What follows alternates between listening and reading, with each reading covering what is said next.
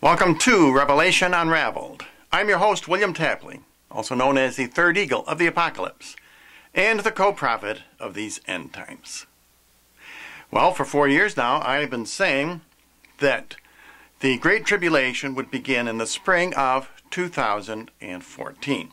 And I pointed specifically to Holy Week, because that would be the same in both the Christian and Orthodox calendars this year.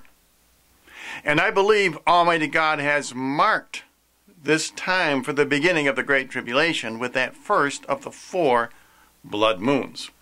And I've also said all along that the exact occurrence would be the taking away of the daily sacrifice from the prince.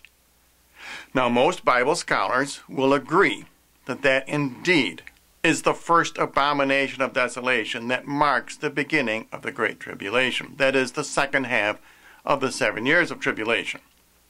However, very few understand what that daily sacrifice refers to.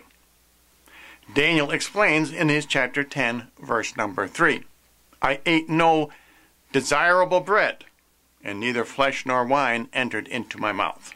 And that refers to the Holy Eucharist. And that will be taken away from the prince, who is Jesus Christ, by the false prophet. And we know that it's the false prophet because Daniel continues, neither was I anointed with oil. And that would indicate, in my mind anyway, a false pope. And one of my subscribers sent to me today a very interesting article from the Telegraph about Pope Francis allowing Holy Communion to be given to divorced and remarried Catholics. And that would indeed be the taking away of the daily sacrifice from the prince. So let me read excerpts from this article. I won't read the whole article. I will put the link below. And this is from the Telegraph, and it's by Nick Squires, and the date line is Vatican City, the 23rd of April, that would be Wednesday, 2014, and the headline is, Pope Francis tells sinner, now sinner is in quotation marks, she should be allowed communion. In what would be a break from Catholic teaching, Pope said to have phoned remarried Argentine woman Jackie Lisbona, telling her nothing wrong in her taking Holy Communion. Pope Francis reportedly told a woman living in sin with a divorcee that she is free to take Holy Communion, in what appears to be a significant departure from Catholic teaching.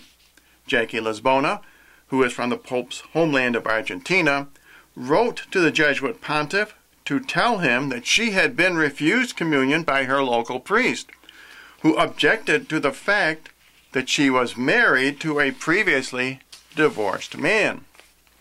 Prohibited from marrying in church, they had instead opted for a civil ceremony. The priest told me that every time I went home, I was going back to living in sin, she said. In her letter, Mrs. Lisbona, who has 2 teenage daughters with her current husband after 19 years of marriage, said she was worried that if she did take communion, perhaps in a church where she was not known by the priest, she would be violating church rules. The Pope, who since being elected 13 months ago, has established a reputation for phoning ordinary Catholics out of the blue in response to letters they have sent, called her at her home in the central region of Santa Fe on Easter Monday. He reportedly told her, a divorcee who takes communion is not doing anything wrong. In a rebuke to the local priest, who refused her the sacrament, he added, there are some priests who are more papist than the Pope. I guess that's supposed to be some kind of a joke from Pope Francis. When asked whether the remarks attributed to the Pope were correct, a Vatican spokesman told the Telegraph, we would neither confirm nor deny that.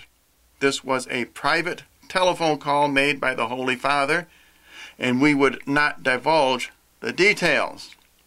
But the reported remarks were in line with the position taken by Pope Francis in recent months that the Church should treat divorcees and their partners with more compassion. The remarks may indicate that the Pope, who has struck a much more inclusive tone than his predecessor, Benedict XVI, on issues ranging from homosexuality to same-sex unions, is testing the water with the intention of changing the Church's position. It is an issue we are discussing in the Vatican because a divorcee who takes communion is not doing anything wrong, the Pope reportedly said during a conversation lasting 10 minutes. The Catholic Church currently maintains that unless a first marriage is annulled, Catholics who remarry cannot receive communion because they are essentially living in sin and committing adultery. And here is what Cardinal Kasper said.